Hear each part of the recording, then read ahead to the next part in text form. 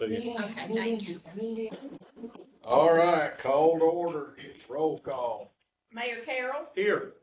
Commissioner Gill, Here. Commissioner Gonzalez, Here. Chairman Landers, Here.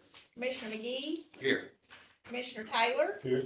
Councilmember Blevins, Here. Commissioner Wilhoit. Here. And we do have a new member, replacing Mr. Mower, and his name is it Dan Bolin?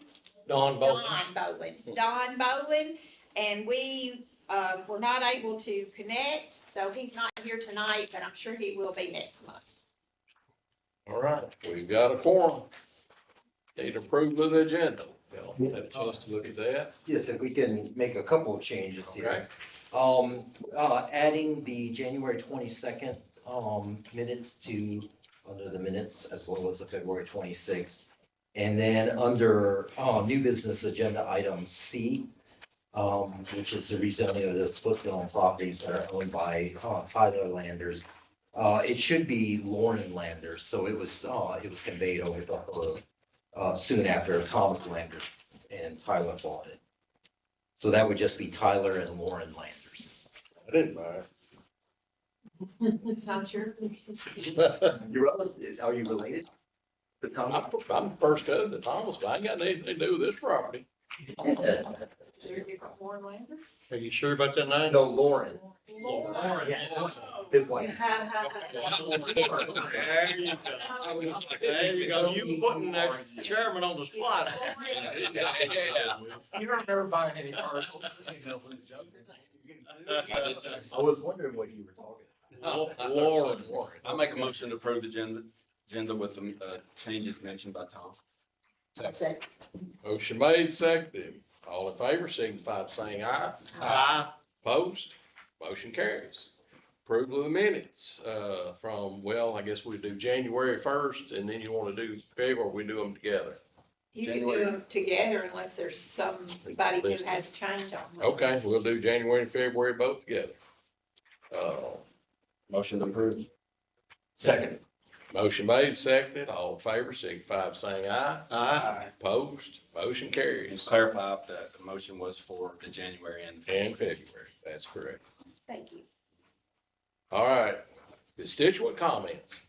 Now we need to leave right now before we get another set of minutes. I'm just kidding. We do have somebody that wants to speak. Hold on just a second.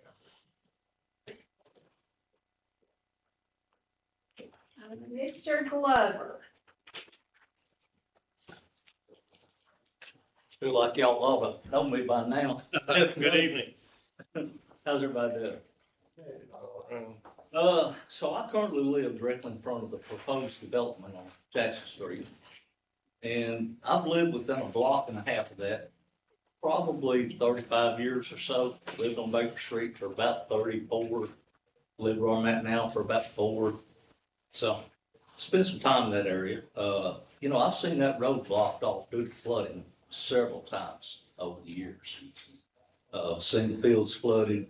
I've seen water to the back door Tyson. So, I can assure you there's some water issues in that area. The last time I was here, y'all voted 6-1 unfavorable to send this to the commissioners. Now, here we are again. I don't know why, but here we are. The original map of this property showed this divided up in about 10 lots. And I'm sure that's probably for single-family homes, but they probably wasn't developed because of the flooding. Don't really know. But I know they were never developed except for the one house, which is out of the floodwater. The north side of Jackson is zoned R3, but there are absolutely no duplexes that front Jackson Street. And I'll reiterate that numerous times. There are duplexes on corridors or cul-de-sacs, nothing that fronts Jackson.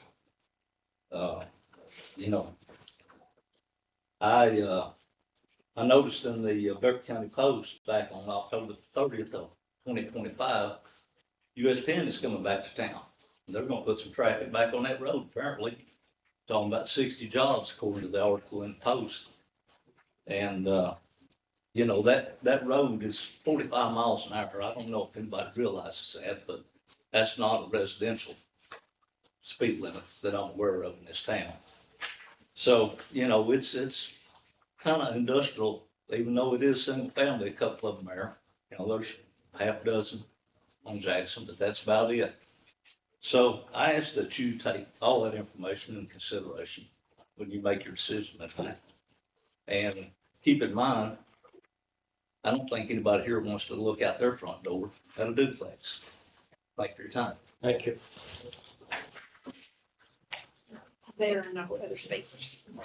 All right. We move on into old business. This is a site plan from Duxon. Tom, you said you had something you wanted to speak on this before I read all this off, or? Sure. This- We're all familiar with this project. It's this is with Duxon Electra,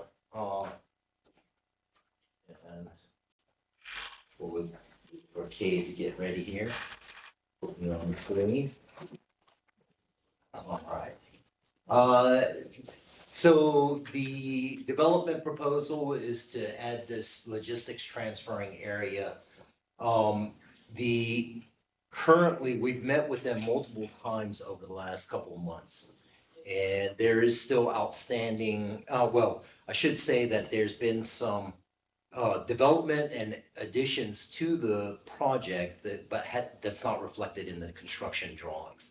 So I'd like to ask the commission if we can ask the applicant to defer it an additional 30 days just to incorporate that.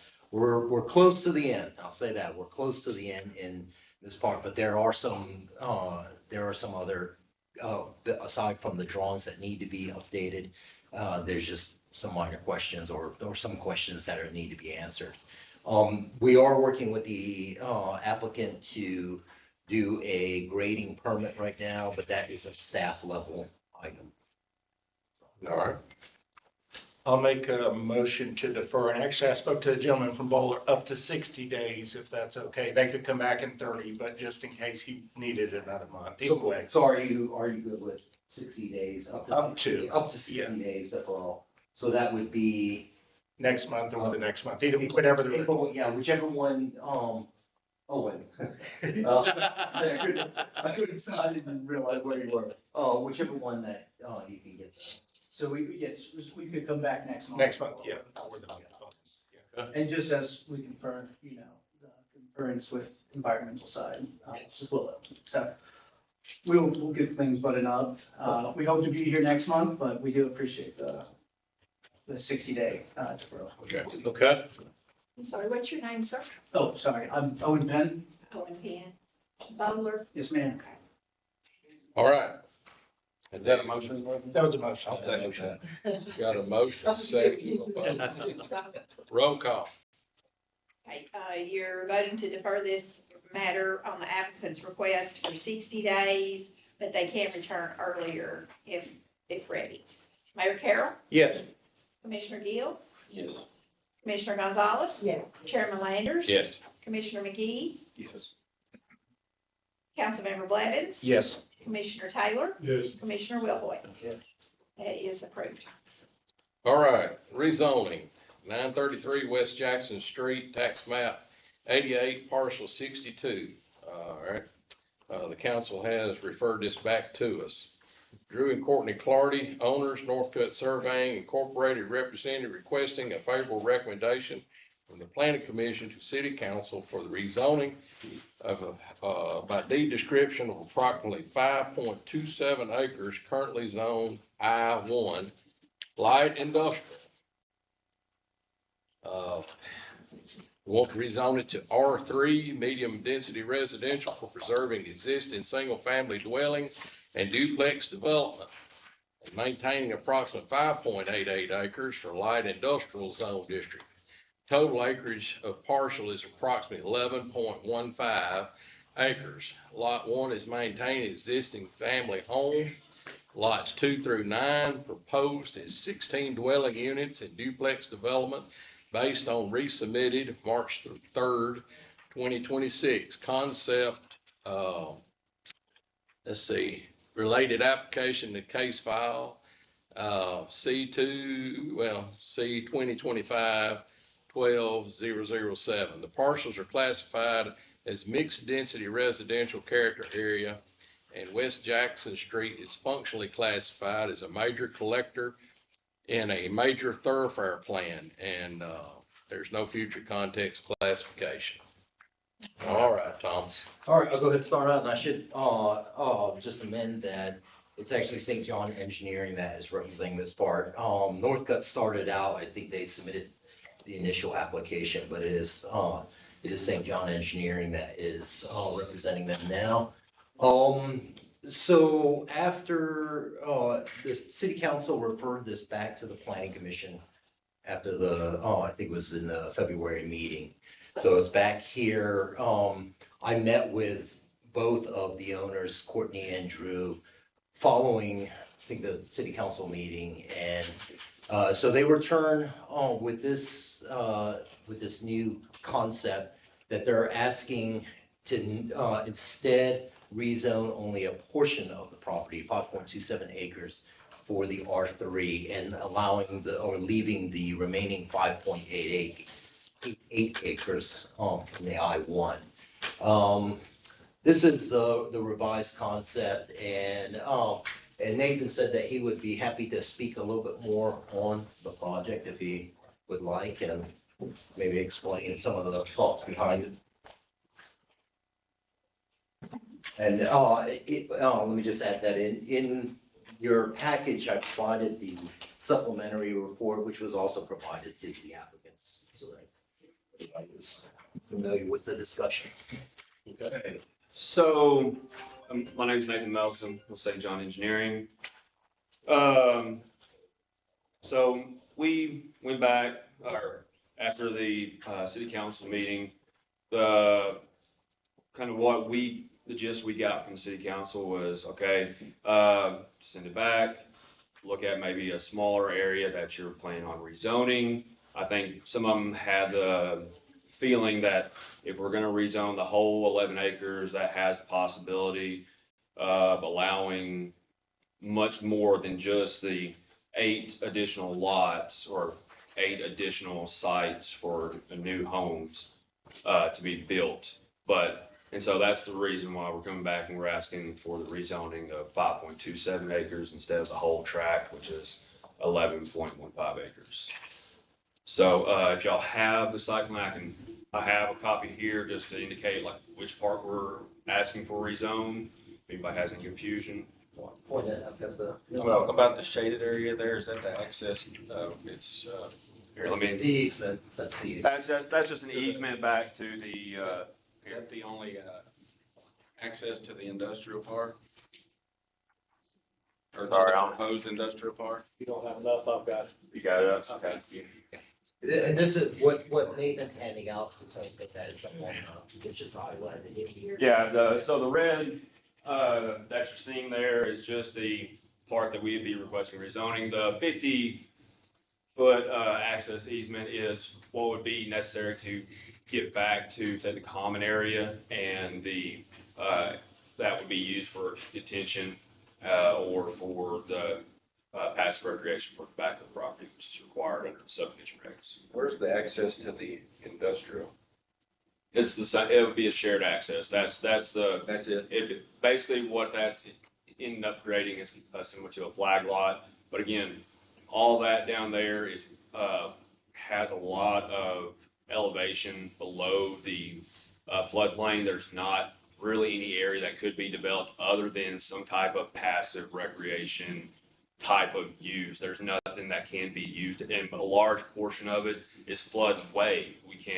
You can't build in floodway without some really special exceptions from FEMA and the That state. was my question, because it looks like it's gonna be in some kind of AD zone.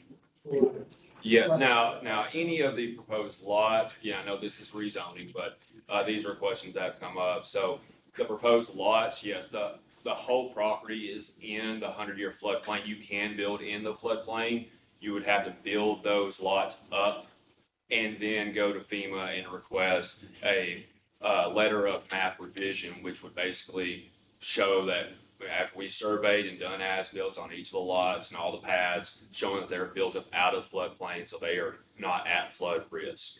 Yeah, but how do you mitigate the on-site sheet water? The on-site sheet water. Yeah, like, cause once you develop the pervious, you're going from impervious to impervious, and you have to take care of your own flow waters on your own property site. So if you're already in a flood zone, where does the water go?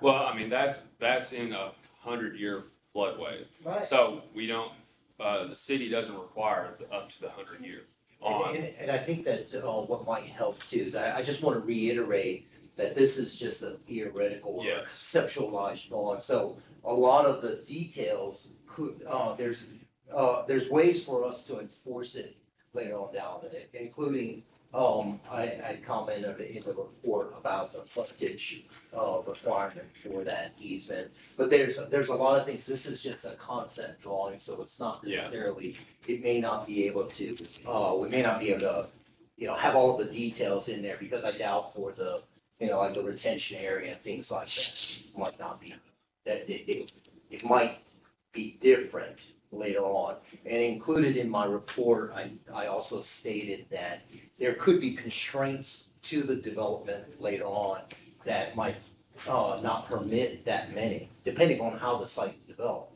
It may not permit this type of configuration, so. Yeah.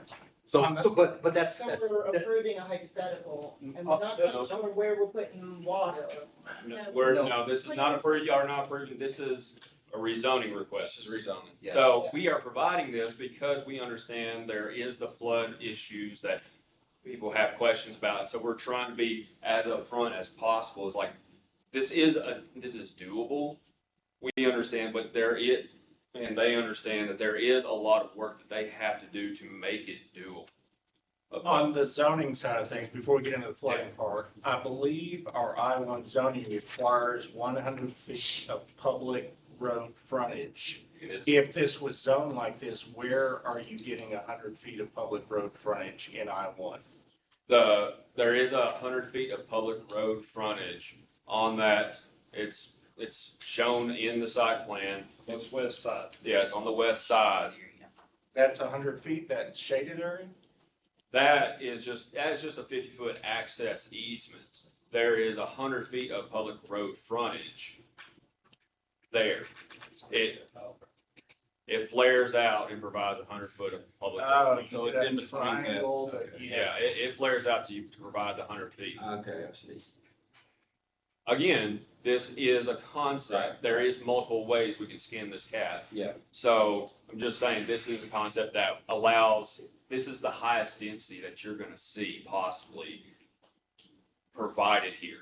But what we're saying is that there's multiple ways to get the 100 foot of road frontage. Like if y'all are looking for a straight shot of 100 feet, then, I mean, that's doable on the property, but this is what maximizes Well, the the problem amount of is, residential development. for the zoning, you've drawn it this way, so if you're gonna say straight shot, we've gotta zone it different than what's on the map. Yeah, They go in the concept. They would have to come back. I mean, we would have to make sure that that is correct, but they have the deed and everything drawn up, ready to be, they could take it and get the deed recorded, so that way, just so we can get back to the rezoning part, that assuring y'all that y'all are not getting a split zone. They could go and get that deed recorded tomorrow, but we're trying to make sure we understand what the city is asking for, and There seemed to be a lot of concern. Analysis, especially of the city council meeting, seemed to reveal a great deal of concern about the potential for a lot of density and a high number of units because of the acreage of the property. Now, we know, and many of you may know, that because it's in a floodway, that that's not really even feasible, but assuming that, someone gets cancer or dies and someone else ends up with it, it's not Drew or I. That was the concern, is that what could be there might not be what we said was gonna be there. So we were confused also as to why they sent us back to you. And I guess I should introduce myself. Sorry, I was not at the last meeting. I'm Courtney Clardy. My husband and I are the owners. I think there was some background information initially missing from the first planning committee. I don't think that you all got. I think you all heard from Tom and St. John, but you didn't remember from Drew. Again, I apologize, I wasn't here. But we came up with this idea as a long-term investment for our family. We are both lifelong residents of Bedford County. We currently live here and raise our 5 children here. I've spent my entire career as a healthcare provider in our local community, 13 years this month. I spend about 50 hours a week taking care of our citizens. I sit in a 10-by-10 room with them and sometimes their families. I like to think that I'm acutely aware of, hardships, needs of our local citizens. I certainly have a relationship with most of our citizens at this point and care about them deeply. So we came up with this plan because, quite frankly, we just feel like there are not a lot of adequate housing options in the city of Shelbyville. So especially for like young people, we've been renters in Shelbyville. When we first got married, we had 1 child. We had to find a place to rent while we built on our current farm. To be honest, there weren't a lot of places that I felt safe living. There aren't a lot of structures that I feel are adequate. As someone who drives down tiny roads, to my office every day, when I look around, I don't really see the kind of quality of structures that I want to see. I have 2 nephews who are about to graduate. One of them mentioned TCAT, the other mentioned Motlow. I have no idea if they're going to live at home, but if they don't want to live at home, where do they go in the city of Shelbyville? What are their good rental options? I think the people of Shelbyville deserve quality housing options. I think we want to see clean, updated, modernized structures when we drive down the road. We certainly hope that when we improve our property, it would motivate property owners around us to update their own when they have the means to do so. We kind of feel like throughout this process, there's been some bias in general, in regard to R3 zoning. In my career, I complete annual training on the biases and the dangers and barriers that they create. I make decisions based on data and research, and I tried to approach this project the same way. And I'm not a developer. I'm not a politician. I'm not any of those things. So I've tried to research extensively. We met with Tom multiple times. We've tried to understand sort of your guidelines for basis of decision making. And we, reviewed several things. Am I taking you over, Tom? No, I'm just gonna go to, my, So I tried to look at consistency. So while I do not have a degree in urban planning, I can understand that it makes sense to group housing in areas with similar characteristics. The standard measurement for distance when planning neighborhoods is apparently a 1/4 to a 1/2 mile radius. There are more duplexes than single-family dwellings within a 1/2 mile radius of our property. The land directly across the street from our property is mostly undeveloped at this time, but it is also zoned R3. There is a large wooded area and creek that serve as a natural buffer between us and Tyson, in combination with the riverfront and the large area of unusable land, basically at the back of our property. We feel it makes it a great spot for residential units along the front. The existing home on our property is older, but has been very well maintained. If we are allowed to build our duplexes, they will change the characteristic of the area, but only because they will be such an improvement to the current landscape and without crowding it. So we had pictures at the city council meeting, and I apologize, I did not bring them. We didn't get them back, about what is in our neighborhood. And we hope, like I said, that when we improve our property and build the kind of quality structures that we want to see, that other people around us will do the same. I mean, I preach lead by example all day, every day. I mean, and that's what we want to do. I mean, we want to be the change. We want to, give people better options so that other people have to update theirs. Compatibility. So all of the future land maps show our property as mixed residential. The confirmation of codes, I mean, obviously that's non-negotiable. It's 8 duplexes. I don't really feel like environmental effects or added public services are really even that huge because we're talking about such a small number of units. But we also looked at, so as far as like needs, and with flooding. So our plan with the light industrial, my husband is actually an excavation, he owns and operates a local small business, is to move dirt from the back of the property to the front of the property. So essentially we would create quite a large reservoir too with every cubic yard that we haul out of there. That's going to be a place that all that water can go to. So that water, the retention area needs to be out of the buffer zone, out of the floodplain zone. So you're in an area that's already pretty much completely in an AE zone, in the flood zone. And so therefore, and when looking at this, your slope is quite drastic. Like you have a sloping of this land that's already sloping towards the Duck River. So the land is already naturally sloping into the Duck River, but then once you put rooftops into the flood zone, the rooftops are now putting extra debris into the Duck River. Because you're looking at the contours going down this way, you're looking at the very steep contours coming down this way. Now you're taking up almost the whole area with non-pervious area. So you're reducing the amount of area for pervious, which means that you have to naturally drain the water that's coming off of the rooftops onto the property before it gets to the buffer zone.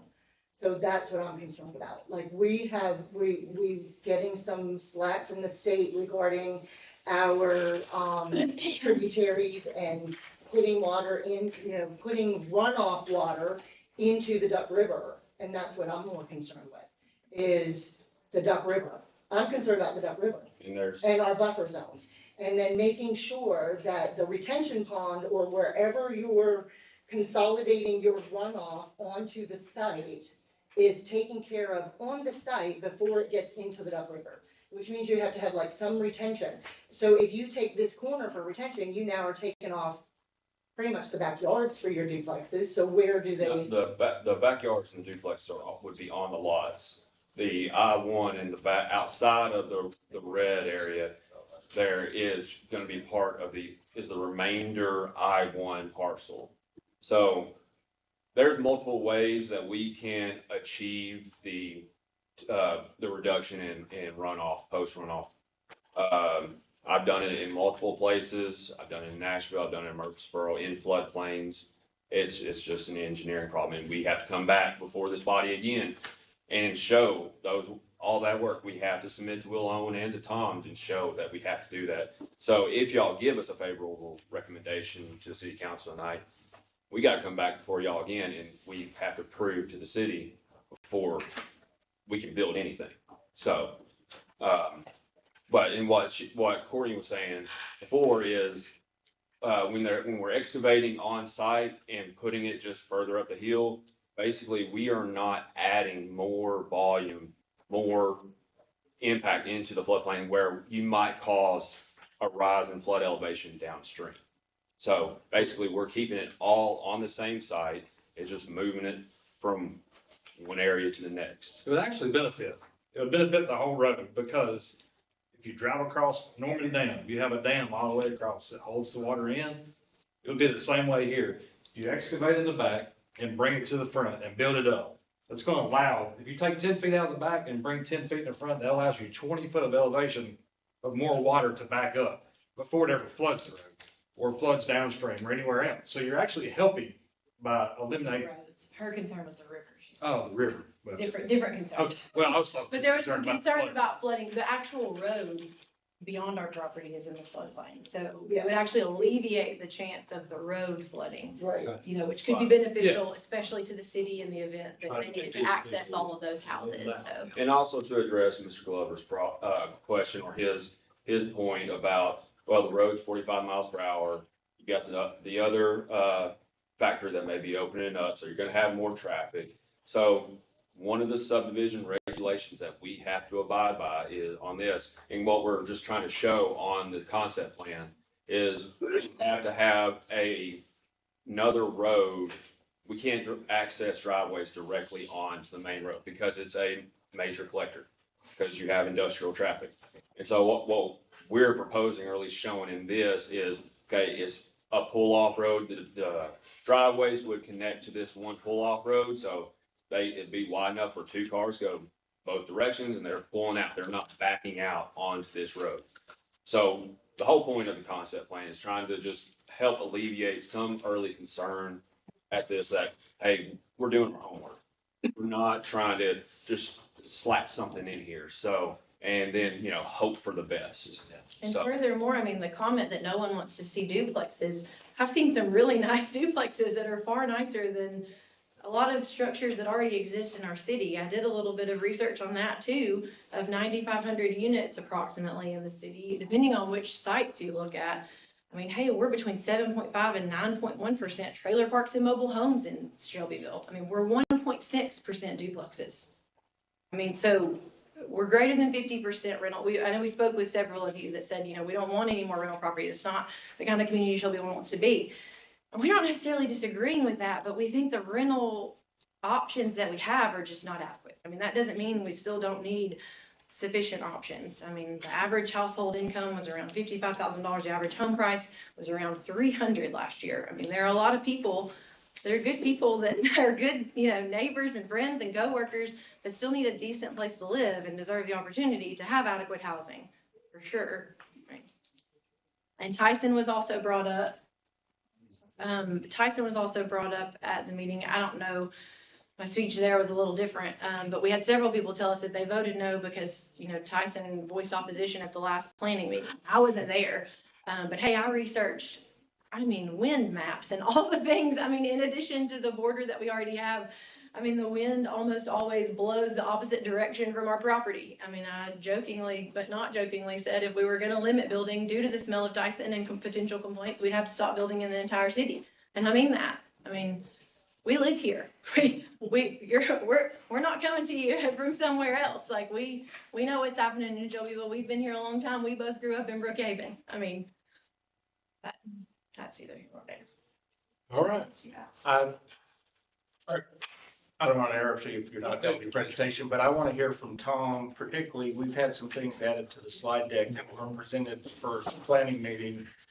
Slides 36 through 40. Could you speak with us on the city engineer and public safety questions about? Which one's 36 and? Well, I think you're there. Oh, okay. Yes. So there were comments. A lot of the newer slides that weren't presented in the first one came out of the multiple presentations that we've had since. And that was one of the comments that was brought up by the city engineer, that one of the issues, with best case scenario, whenever we look at vacant lots and we're looking at it from economic development, we look at it from best case scenario. From when we look at adverse conditions, we're always looking at worst case scenarios. And that was one of the comments that he brought up, was that it is that whole area does flood. One of the things that Buck brought up was that, you know, our goal is to maintain a certain level of safety standard and not decrease it. And that was their thoughts on it. That was just their additional comments that they provided. So that's what this was added to. I'm not sure what I can't remember. The ones after. Yeah, these ones I presented in the city council first reading was just side by side. Coney Island is a very similar type of development, but the difference is that Coney Island actually has access within it. You can see that on the left-hand side, which is Jackson Street, the floodwaters encompass it around there. And it is true that during development phase, you can mitigate for floodwaters. I mean, that is one way of doing it. I don't know what would happen in this case, but I'm just showing you what the purpose of all these slides is to show what is the material facts, that's the conditions that exist. It's not to say that at any other phase in a development that there's not some way to address it. Like the split zonings can be, I mean, that is a policy that the planning commission has not, they actually avoid doing split zonings. But typically a split zone can happen in a step process. So all these, when I review these and I put it within the comments too, is what are the positives and negatives of it. And there are certain things that can't necessarily be, there might not be an answer to it. One of them is the floodwaters. There might not be a good answer for that. Other items, there are ways that we may be able to. Yeah, my concern with the flood, I know we just had a discussion of building the houses up, but with the roadway being in the floodplain and the fact that you've got a floodway running to the east of it, you could put those houses, it doesn't matter how high you get those houses in that berm, your flood water is coming in from the east, that road is gonna flood when you have 100-year You're flood. basically into a coastal construction kind of building and zoning. And Middle Tennessee knows nothing about coastal construction, I'm just gonna throw that out there. But me being from Florida, you're looking at a lot of mitigation, and it's gonna be very costly. I've done floodplain projects, I have done design in floodplain, and it's gonna be very costly. So aside from that, in order to get it high enough to be out of the floodplain, again, you still have to take care of your sheeting and your runoff in a floodplain area that's going to flood.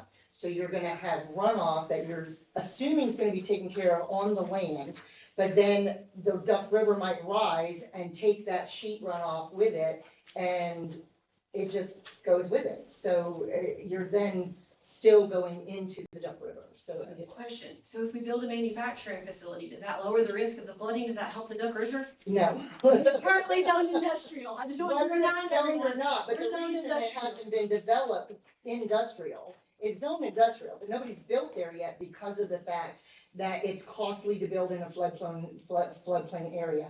It's almost impossible to deal with the amount of runoff that you have to mitigate. It's wetlands mitigation. And so to mitigate that wetland area in a positive manner that doesn't affect the Duck River, that's the reason why there's no industrial there. What is already built there is built before knowledge of all these issues that come about, and they're grandfathered in. So regardless of what it's zoned, you still have the floodplain issue of building within a floodplain zone. Yeah, we're gonna And do we're all willing, this. and we're willing to do whatever it takes to meet all of the requirements. That's why we hired an engineer to, Yes, let's get we this. hired a lot of people smarter than us. We plan to continue to do so. That's just my 2 cents. All right, Tom. I do have one concern, the split zone. I know we've been working for years and years trying to do away with them, and I know Ginger, and I wish she was here tonight. She had reiterated, do not create a split zone. It creates all kinds of problems.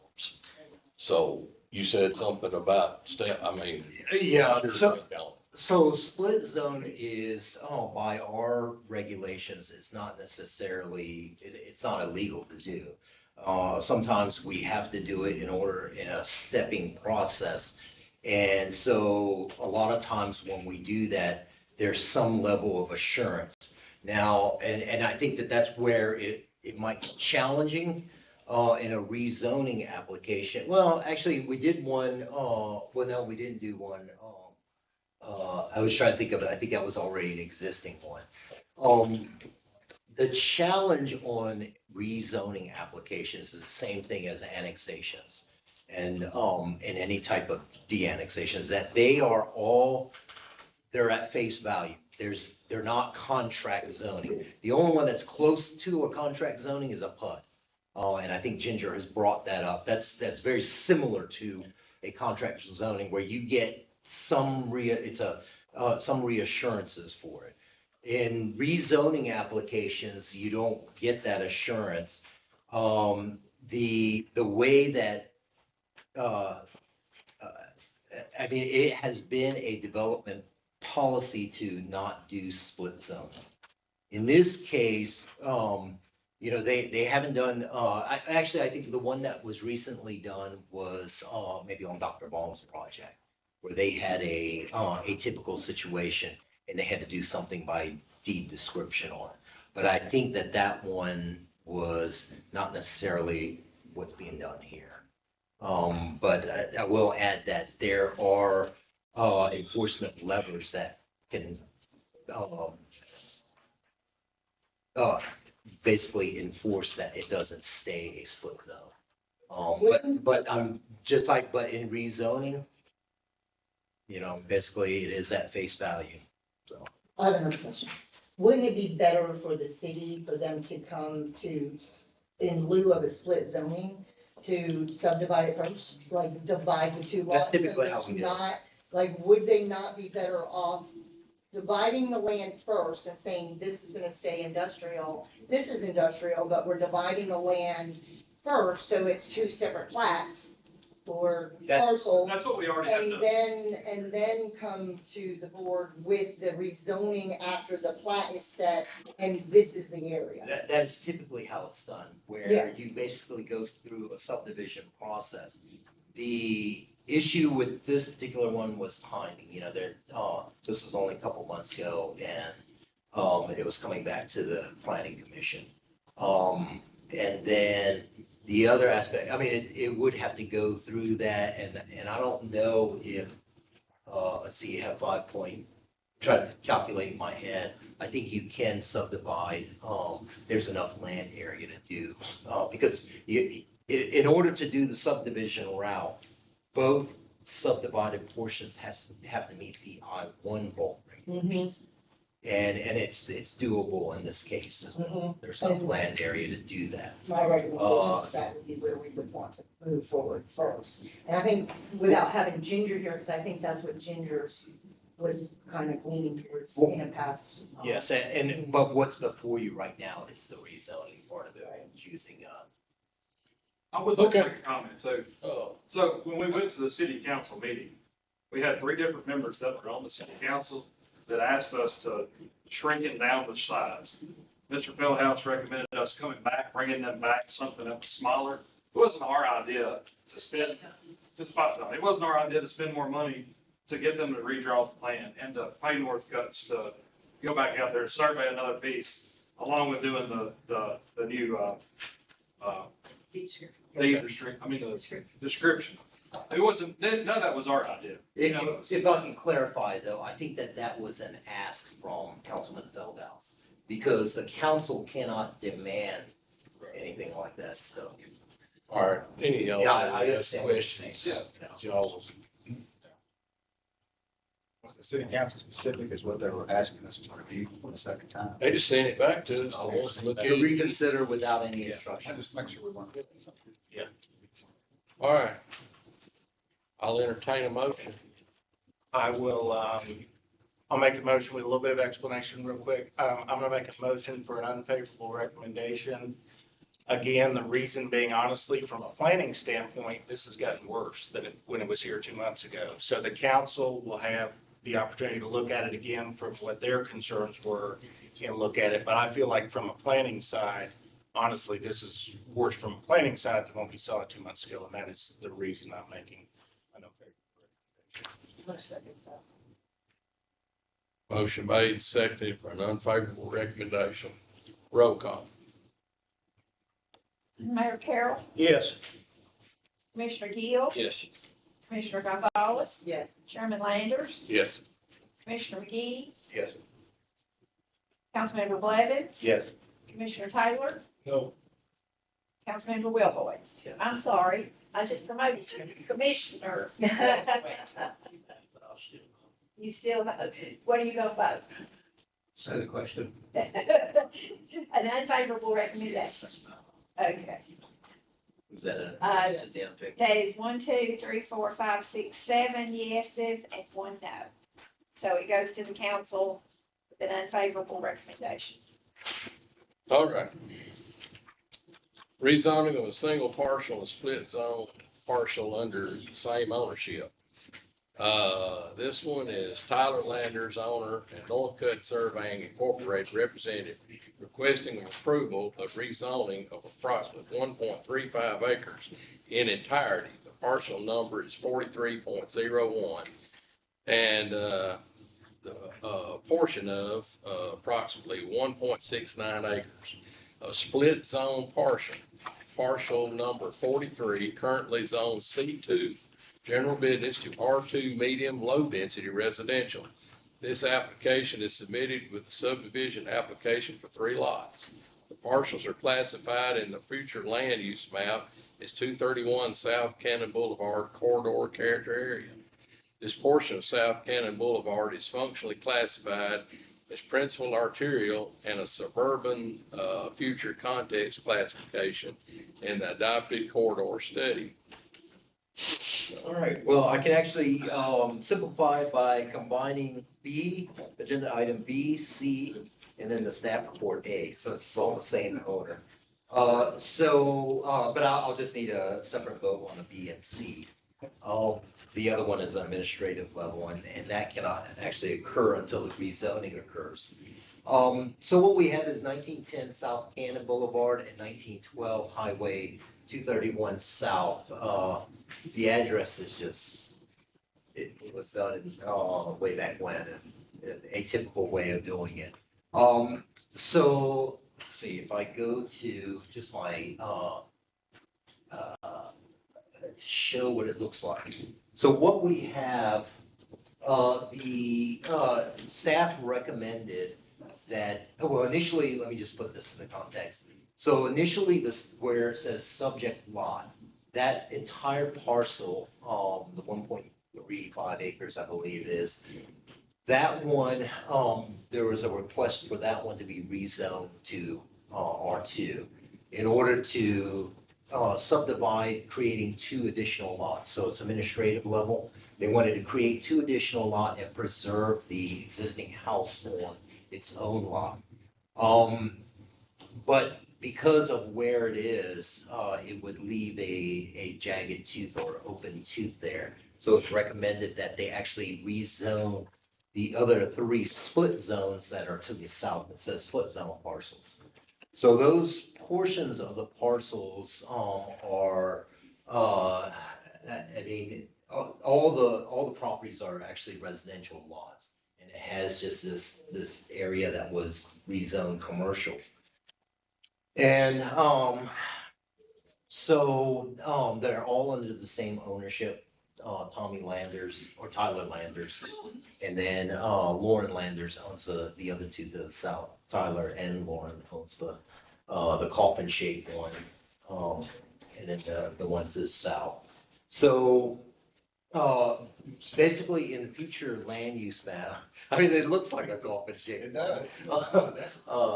And it, you know, look at the frontage on that thing. It doesn't even meet any of our requirements. But these are older lots.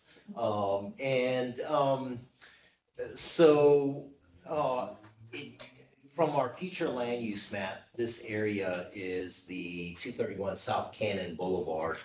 The development policy for that area is that as you get closer to the county border, that it becomes more of a rural and suburban residential. And there is a Dollar General across the street from the subject property to the northeast. And that's typical of, that's more of a C3 type of zoning, which is a neighborhood commercial. But you see that this corner lot is being presented a different ownership, but that definitely should remain as a commercial because it's a more high value being a intersection. But the ones to the south here, all these areas here, they meet more of our design policy. It'll eliminate the split zoning. It'll cure the non-conforming single family on the subject parcel there. And so in essence, you know, it's basically desirable from a planning perspective. Did that down there where there's a church down there? Am I in the wrong? It's just past White Street.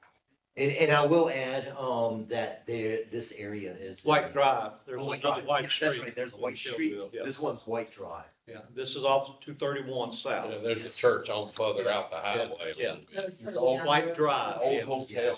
And if you look down or if you drive down that way, you can see the kind of the more, the roads are not as wide there. Speed limit's about 45 and it's a little bit closer, but then you start getting into the larger, I call them estate lots. They're just larger residential lots.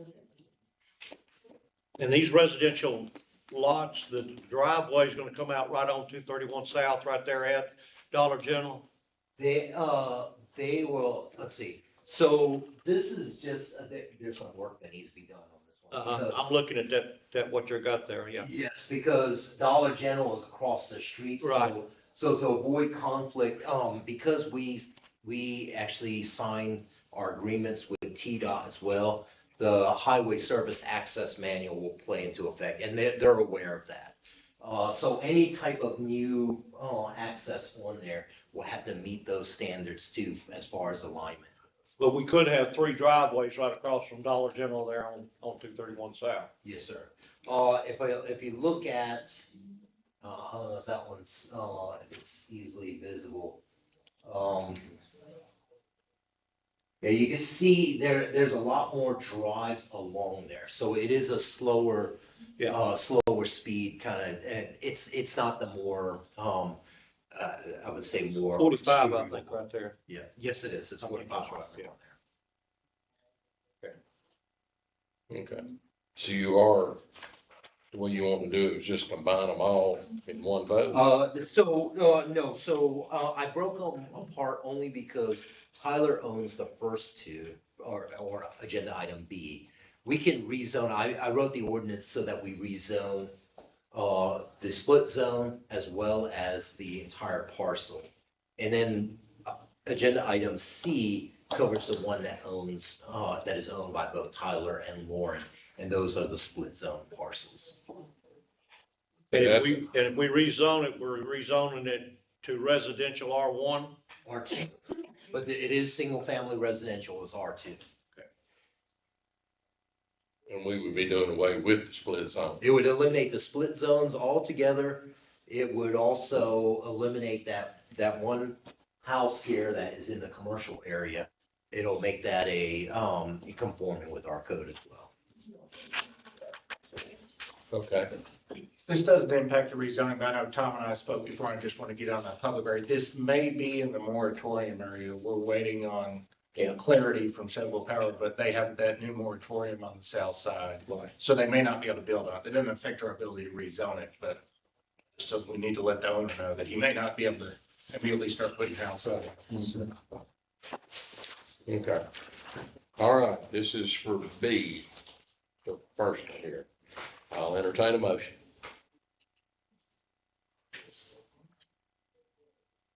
I'll make this a rezone motion to send with a favorable recommendation to city council. Second. Motion made and seconded, roll call. Sorry, was that, Yes. Commissioner Taylor? Yes. Mayor Carroll? Yes. Commissioner Gill? Yes. Commissioner Gonzalez? Yeah. Councilmember Blevins? Yes. Chairman Landers? Yes. Commissioner McGee? Yes. Commissioner Wilhoit? All right, C is a rezoning of two split zone parcels under the same ownership.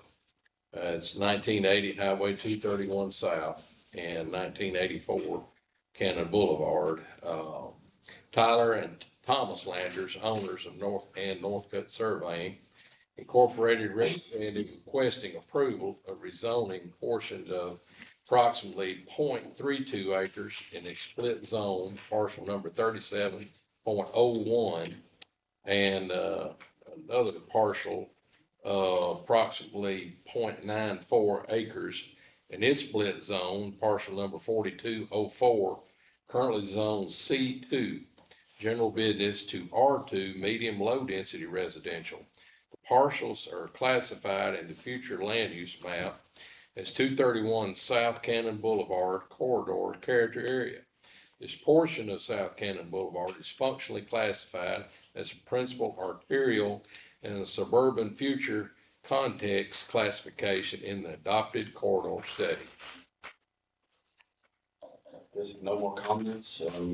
All the preceding comments, I'll make them favorable recommendation to the city council, and also mention the moratorium. Motion made, seconded, roll call. Commissioner Gonzalez? Yes. Chairman Landers? Yes. Commissioner McGee? Yes. Councilmember Blevins? Yes. Commissioner Taylor? Yes. Commissioner Wilhoit? Yes. Mayor Carroll? Yes. Commissioner Gill? Yes. Thank you. All right, we're moving into staff report. All right, so this is that, one, entire parcel that is, going up to the city council with a favorable. They won't be able to actually subdivide this until, well, I mean, technically they could subdivide it, because it meets the commercial standards. But, based on what they're planning to do and what this application is for, once it rezones, they'll be able to record this plat. Once it makes some minor modifications. And that's all okay, I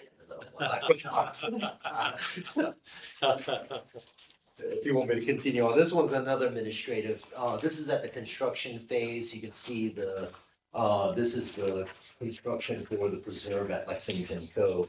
This is phase two, which is a portion of the single-family lots, but more of townhomes. Okay.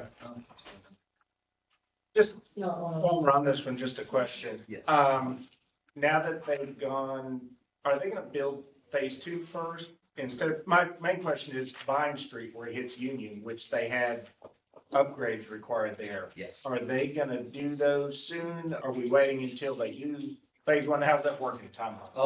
That is concurrent with this phase here. With phase two? Two, yes, so they're working on that part. I think they were, we met with TDOT for the construction part of it because they had to make some modifications. And I think there was also, had to do with, the sewer, it had to do with where the sewer was connecting up north here. There was a change in it. But all the off-site improvements are happening during this phase and happening now. Okay, even the ones on Union. I know this one in Yes. the packet showed stuff on Colorado, so Union is also having. Yes. Okay, Yes. thanks.